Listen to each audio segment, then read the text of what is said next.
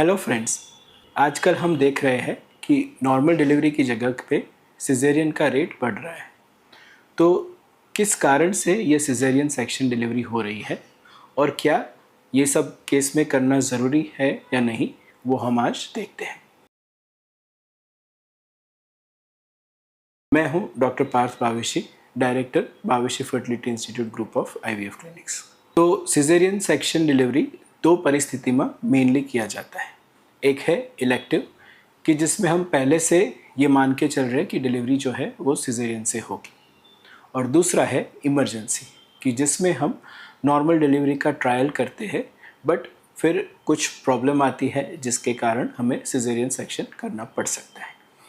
तो चलिए देखते हैं कि इलेक्टिव कारण क्या है कि जिसमें हमें डिलीवरी सिजेरियन से ही करनी चाहिए। नॉर्मली जैसे ट्विन प्रेगनेंसी है, अगर जुड़वा बच्चे हैं तो ये सिचुएशन में वजाइनल डिलीवरी करना थोड़ा रिस्की होता है, खास करके जब कि ये पहली प्रेगनेंसी है। तो नॉर्मली मॉडर्न ऑब्स्टेटिक्स में, मतलब कि मॉडर्न प्रेगनेंसी केयर में, नॉर्मली ट्विन्स का डिलीवरी सिजेरियन सेक्शन से किया जाता है। दूसरा ऐसा इंडिकेशन कॉमन है कि पहले सिजेरियन डिलीवरी हुई है तो सेकेंड प्रेगनेंसी या थर्ड प्रेगनेंसी में भी नॉर्मली सिजेरियन डिलीवरी सजेस्ट की जाती है।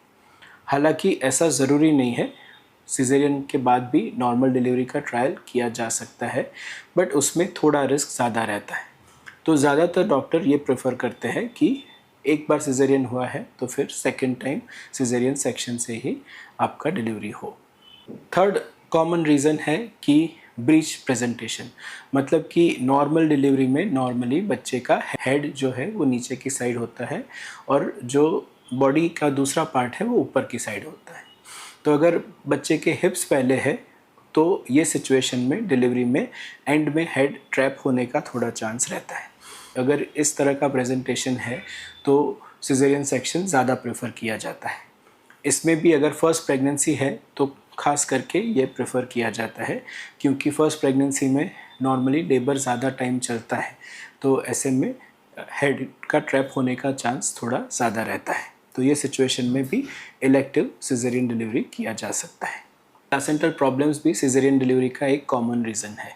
प्लासेंटा मतलब कि स्त्रीबीजंडासन या अपरा कहते हैं, कि जहाँ से मदर और बेबी कनेक्ट होते हैं और मदर का ब्लड बच्चे के अंदर जाता है।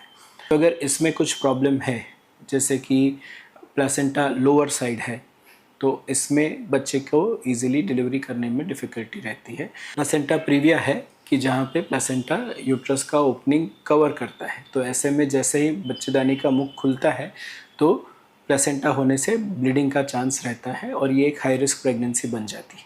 तो ऐसे सिचुएशन में भी सिजेरियन डिलीवरी ही प्रेफर की जाती है। अगर कोई इमरजेंसी हुआ, जैसे प्लासेंटल सेपरेशन हुआ, जिसे हम प्लासेंटल एब्रेप्शन कहते हैं, तो ऐसे में भी सिजेरियन डिलीवरी करना ज़रूरी हो जाता है। अगर बच्चे का वेट ज़्यादा है, मतलब बहुत ज़्यादा है, तो ऐसे सिचुएशन में हमें सिजेरियन डिलीवरी करना पड़ सकता है। तो नॉर्मली बच्चे के वेट और मदर का बर्थ पैसेज को हम चेक करते हैं, और अगर इसमें कुछ डिस्प्रपोर्शन है तो उसे सिफेलो पेल्विक डिस्प्रपोर्शन कहते हैं। सिफेलो मतलब बच्चे का हेड और पेल्विस मतलब कि मदर का बर्थ पैसेज। अगर इस दोनों के बीच में कोई मेजर डिफरेंस है तो भी सिजेरियन प्रेफर किया जा सकता है, बट ये एक रिलेटिव इंडिकेशन है, इसमें करना ज़रूरी नहीं है। और अगर बच्चे का वेट बहुत ही ज़्यादा नहीं है, लेस देन 4 kg है, तो ऐसे में ट्रायल ऑफ लेबर किया जा सकता है। अगर आपके यूट्रस पे कोई सर्जरी हुई है, जैसे फाइब्रॉइड सर्जरी हुई है या कोई मेजर सर्जरी यूट्रस के ऊपर हुई है, तो ऐसे में सिजेरियन डिलीवरी ज़्यादा प्रेफर किया जाता है, बट वो ज़रूरी नहीं है। उसमें depending on type of surgery आप नॉर्मल डिलीवरी का ट्राई कर सकते हैं। ऐसी सिचुएशन है कि जिसमें बच्चे का ग्रोथ बहुत कम है, जिसे हम IUGR या इंट्रायूट्राइन, मतलब कि बच्चेदानी के अंदर ग्रोथ रिस्ट्रिक्शन, IUGR कहते हैं। तो ये परिस्थिति में भी बच्चा अगर बहुत ग्रोथ रिस्ट्रिक्टेड है, उसका वेट कम है, तो वो शायद नॉर्मल डिलीवरी का स्ट्रेस सहन ना कर सके, और उसके कारण भी हमें शायद उसका सिजेरियन डिलीवरी करना पड़ सकता है। तो ये सब हो गए इलेक्टिव इंडिकेशन, कि जिसमें आपके प्रेगनेंसी केयर दौरान हम डिसाइड करते हैं कि मोस्टली हमें सिजेरियन सेक्शन रूट से जाना पड़ेगा। दूसरे जो इंडिकेशन वो है इमरजेंसी इंडिकेशन, कि जिसमें एज सच कोई प्रॉब्लम नहीं दिख रही है और हम आपको नॉर्मल डिलीवरी का ट्रायल दे रहे हैं। बट नॉर्मल लेबर के दौरान जो लेबर का प्रोग्रेस होना चाहिए वो स्पीड से अगर नहीं हो रहा है तो उस सिचुएशन में हम कुछ दवाई से उसे ऑगमेंट कर सकते हैं, और उसके बाद भी अगर प्रोग्रेस नहीं होता है तो हमें सिजेरियन डिलीवरी करना पड़ सकता है। इसके लिए कई सारे टूल्स अवेलेबल है, जिसमें WHO द्वारा पार्टोग्राफ बनाया गया है, जिसको भी हम फॉलो कर सकते हैं। और अगर प्रोग्रेस स्लो है तो फिर हमें नॉर्मल डिलीवरी की जगह पे सिजेरियन सेक्शन पे शिफ्ट करना पड़ सकता है। नॉर्मल डिलीवरी के दौरान प्रोग्रेस के साथ साथ बच्चे की हेल्थ भी इतनी ही ज़रूरी होती है। तो प्रोग्रेस के दौरान अगर बच्चे के हार्ट बीट डाउन होते हैं या बहुत बढ़ जाते हैं तो इसे हम फीटल डिस्ट्रेस कहते हैं। और अगर ऐसा एक बार होके फिर रिकवर हो जाता है तो कोई प्रॉब्लम नहीं है, बट अगर ऐसा बार बार होता है तो ये सिचुएशन में हमें डिलीवरी को सिजेरियन रूट से करना ज़रूरी पड़ सकता है, और इसमें हमें बहुत ही जल्द में डिसीजन लेना पड़ सकता है, क्योंकि अगर बच्चे को डिस्ट्रेस है तो जितना टाइम अंदर रहेगा उतना उसको कॉम्प्रोमाइज़ होने के चांसेस रहते हैं। तो अगर आपका सब सही है और आप नॉर्मल डिलीवरी रूट से जाते हैं तो भी आपको 20 to 30% सिजेरियन सेक्शन करना पड़ सकता है। ऐसा मॉडर्न ऑब्स्टेट्रिक्स में इंडिया में यूजुअली फॉलो किया जाता है। अगर आप नॉर्मल डिलीवरी इच्छते हैं तो ये सारी चीज़ आपको नॉर्मल लेबर के लिए हेल्प करती है।